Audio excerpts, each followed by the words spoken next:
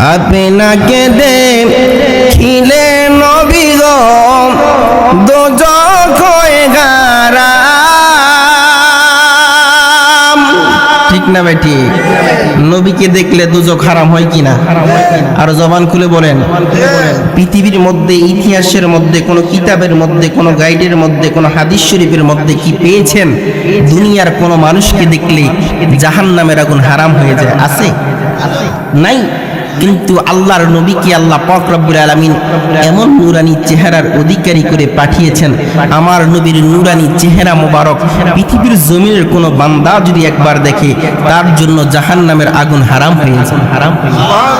আর জোরে বলেন, আমার নবীর নূরানি চেহারা মোবারক যদি কেউ যদি স্বপ্নে যুগও যদি দেখে, আল্লাহু আকবার বলেন, স্বপ্নে যুগে যদি দেখে, নবী তো এখন শরীয়তের দৃষ্টিতে আমার নবীকে আমাদের কাছে আছে?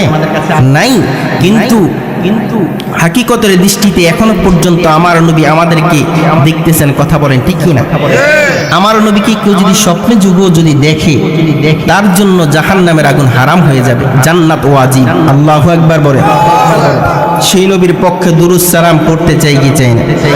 আপনাকে দেখিলে নবী গো দোজখ হয়ে হারাম।